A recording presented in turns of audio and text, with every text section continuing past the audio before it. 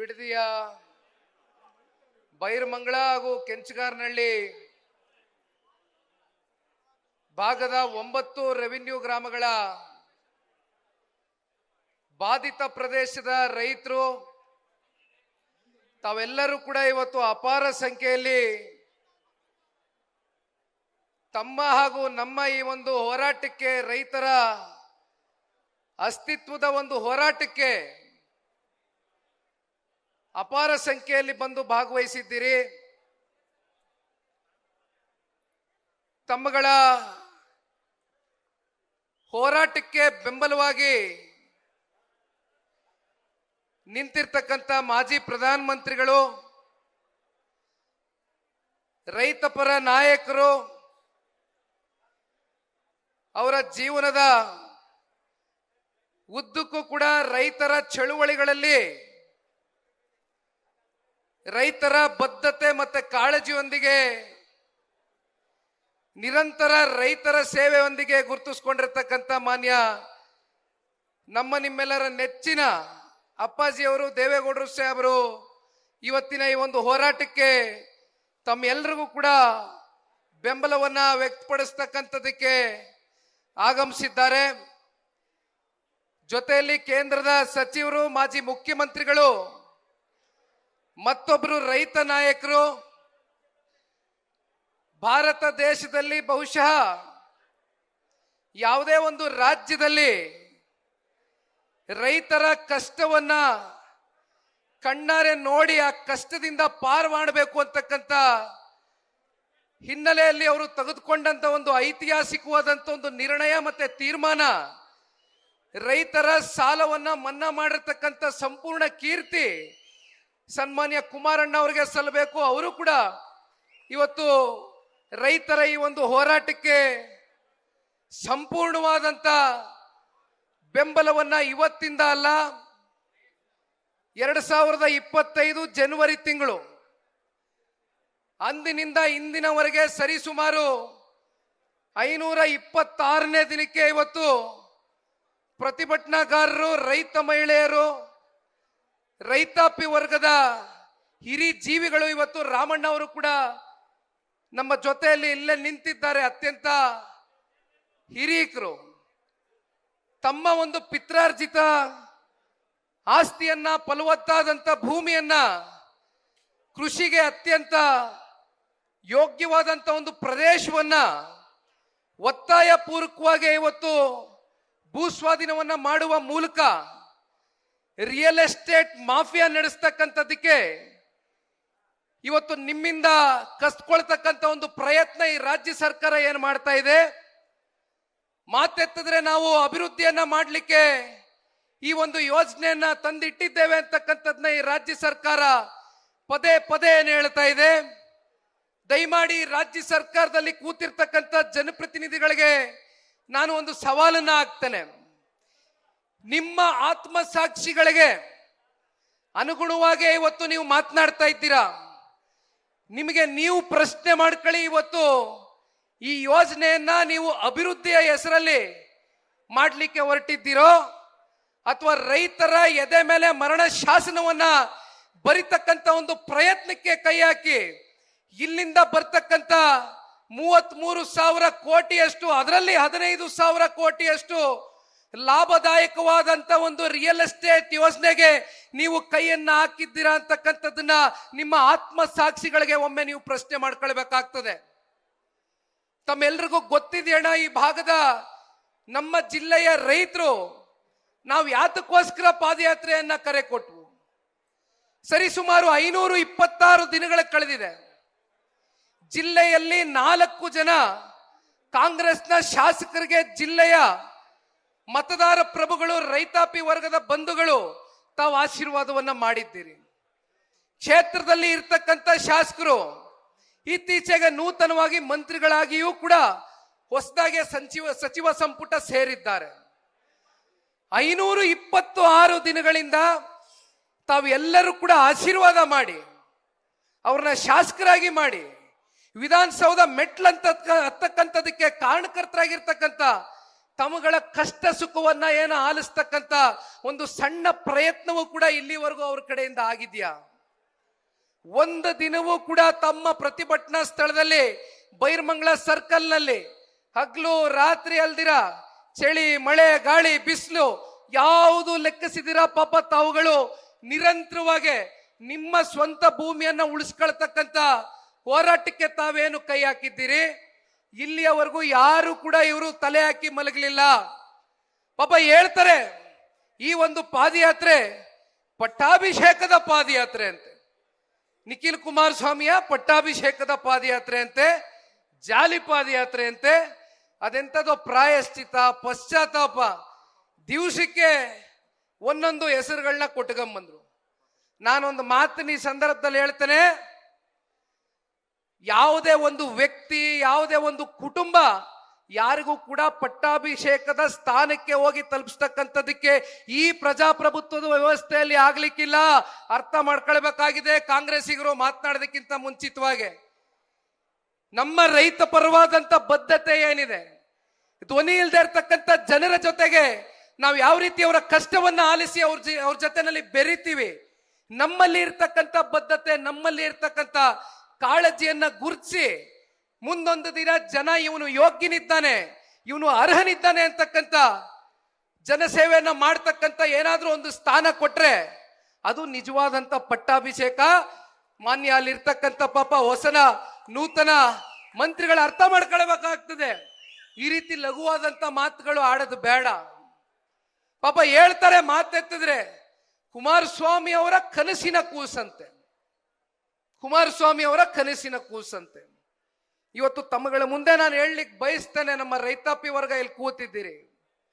ಯಾವ 2006ರಲ್ಲಿ ಸನ್ಮಾನ್ಯ ಕುಮಾರಣ್ಣ ಅವರು ಪ್ರಥಮವಾಗಿ ರಾಜ್ಯದಲ್ಲಿ ನಿಮ್ಮೆಲ್ಲರ ಆಶೀರ್ವಾದದಿಂದ ಮುಖ್ಯಮಂತ್ರಿಗಳ ಒಂದು ಪಟ್ಟಕ್ಕೆ ಏರ್ತಾರೋ, ಆ ಸಂದರ್ಭದಲ್ಲಿ ಕೇಂದ್ರ ಸರ್ಕಾರದಲ್ಲಿ SCG ಮಾಡಬೇಕು ಅಂತಕ್ಕಂಥ ಒಂದು ಹೊಸ ಪಾಲಿಸಿಯನ್ನ ಇಂಪ್ಲಿಮೆಂಟ್ ಮಾಡ್ತಾರೆ.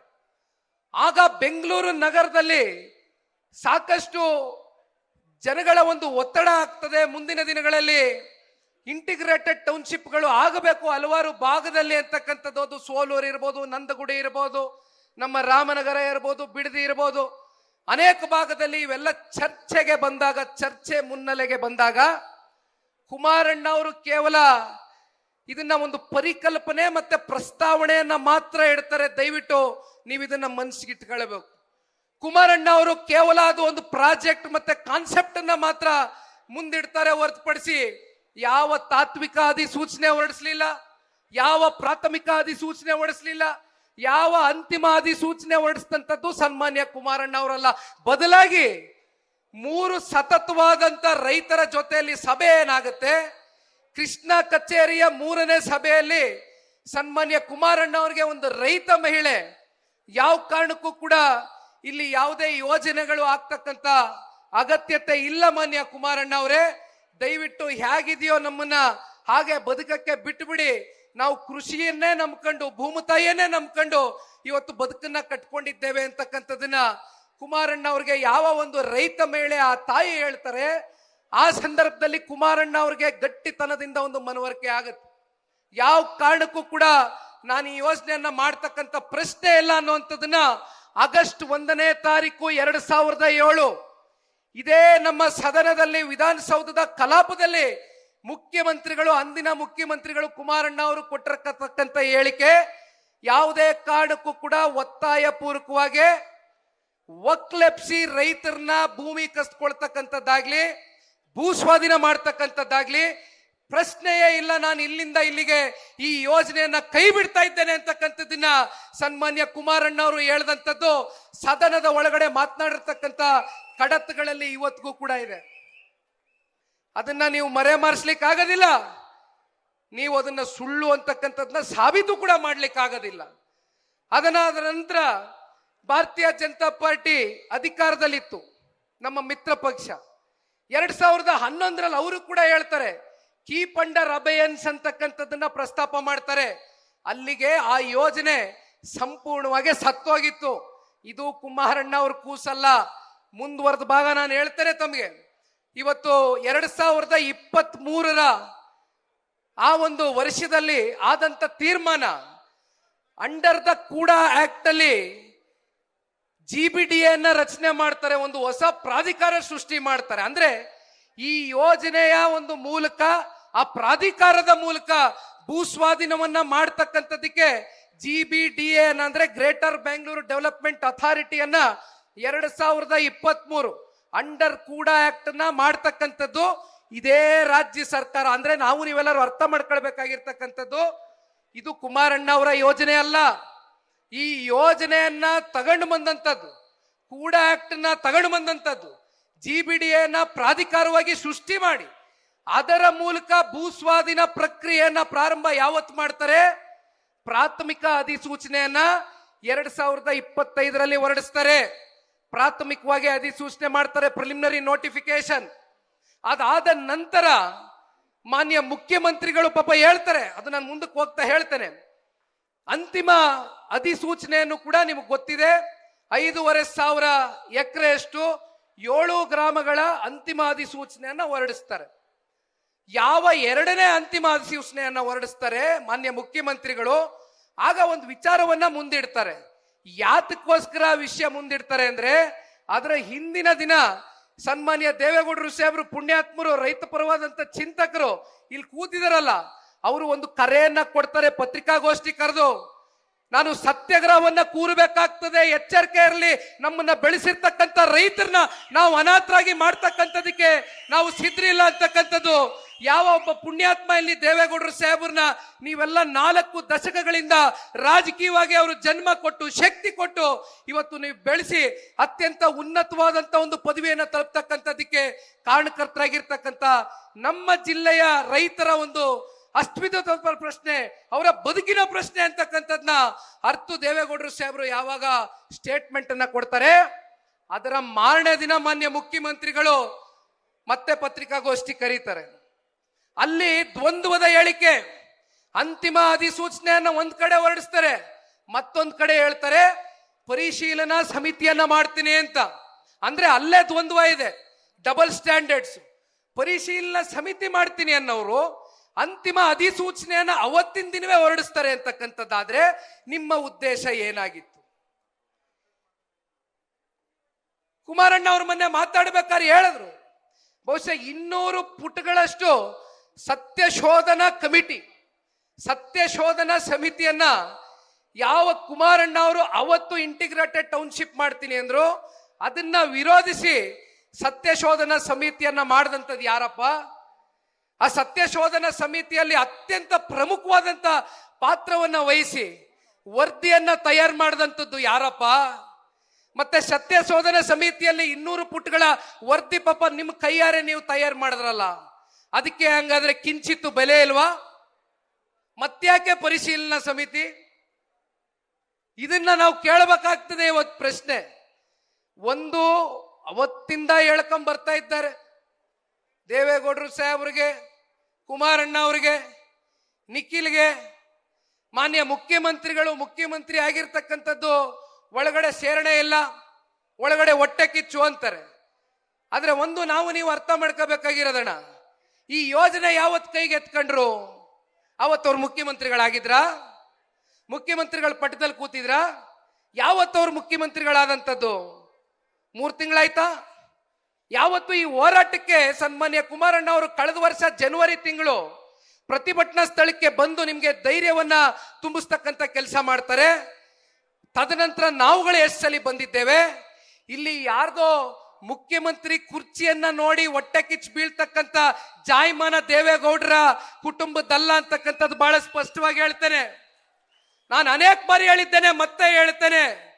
ಒಕ್ಕಲ್ತನ ಮಾಡ್ತಕ್ಕಂಥ ಭೂಮಿ ತಾಯಿಯನ್ನ ನಂಬ್ಕೊಂಡು ಒಕ್ಕಲ್ತನ ಮಾಡ್ತಕ್ಕಂಥ ಪ್ರತಿಯೊಬ್ಬ ಬಡ ಒಕ್ಕಲಿಗನ ಒಂದು ರಕ್ಷಣೆ ಮಾಡ್ತಕ್ಕಂಥದ್ದು ಇವತ್ತು ಸನ್ಮಾನ್ಯ ದೇವೇಗೌಡರು ಸಾಹೇಬ್ರ ಕುಟುಂಬದ ಒಂದು ಆದ್ಯ ಕರ್ತವ್ಯ ಆಗಿದೆ.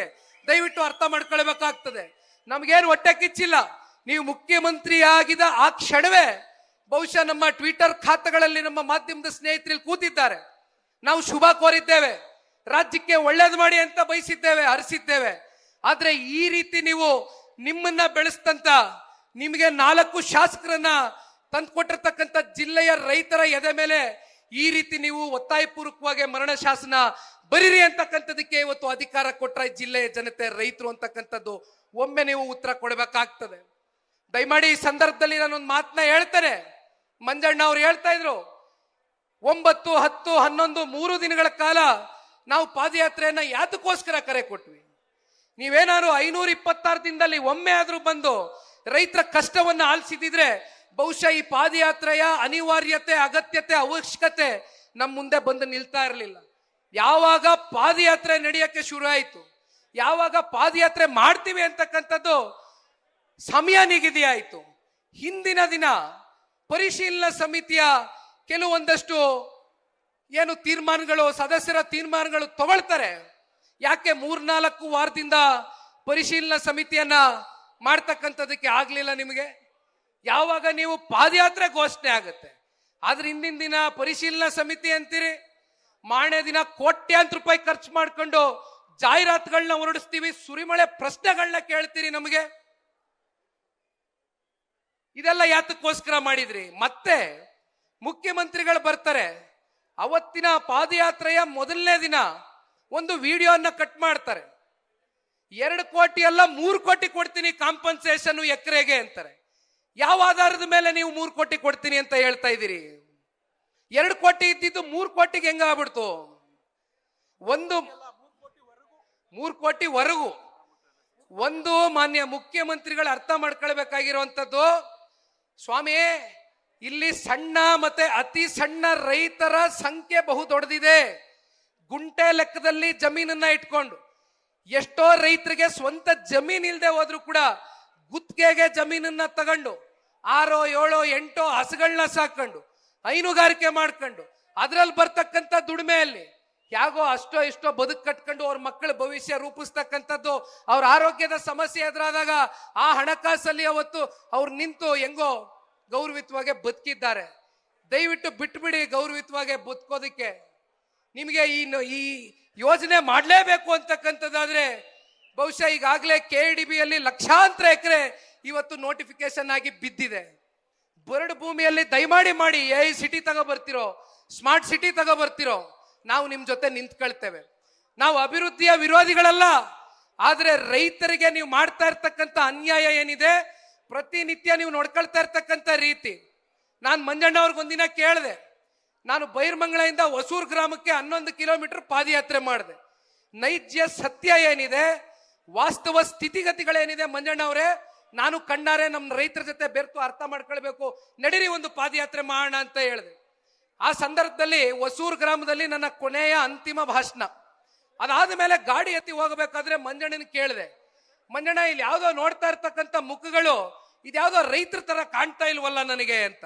ಆಗ ಮಂಜಣ್ಣ ಅವ್ರು ಹೇಳಿದ್ರು, ಅಣ್ಣ ಇಲ್ಲಿ ರೈತರನ್ನ ಎದುರಿಸಿ ಬೆದರಿಸಿ ಇಲ್ಲಿ ಒಕ್ಕಲೆಬ್ಬಿಸ್ತಕ್ಕಂಥದಕ್ಕೆ, ಒಳಗಡೆ ಆತಂಕ ಸೃಷ್ಟಿ ಮಾಡ್ತಕ್ಕಂಥದಕ್ಕೆ, ಒಂದು ರಿಯಲ್ ಎಸ್ಟೇಟ್ ದಂಧೆ ಮಾಡ್ತಕ್ಕಂಥದಕ್ಕೆ ಒಂದು ವರ್ಗವನ್ನ ಸೃಷ್ಟಿ ಮಾಡಿರ್ತಕ್ಕಂಥದ್ದು ಇವೆಲ್ಲ ಮಕ್ಕಳು ನೀವು ಸರಿಯಾಗಿ ಗುರುತಿಸಿದ್ದೀರಿ ಅಂತಕ್ಕಂಥದ್ದನ್ನ ಮಂಜಣ್ಣ ಅವ್ರು ಹೇಳ್ತಾ ಇದ್ರು. ದಯಮಾಡಿ ನೀವು ಯಾರು ಕೂಡ ಎದುರ್ತಕ್ಕಂಥದ್ದು ಬೇಡ. ಏನೋ ಗ್ರಾಂಟ್ ಜಮೀನುಗಳನ್ನ ಕಿತ್ಕೊಂಡ್ಬಿಡ್ತೀವಿ, ಇನ್ನೊಂದು ಮಾಡ್ತೀವಿ, ಮತ್ತೊಂದು ಮಾಡ್ತೀವಿ ಅಂತಕ್ಕಂಥದ್ದು ಪ್ರತಿನಿತ್ಯ ನಡೀತಾ ಇದೆ, ನಮಗೆ ಗೊತ್ತಿದೆ. ಆದ್ರೆ ದಯವಿಟ್ಟು ನಾವು ಯಾರು ಇವತ್ತು ಎದುರ್ತಕ್ಕಂಥ ಪ್ರಶ್ನೆ ಇಲ್ಲ.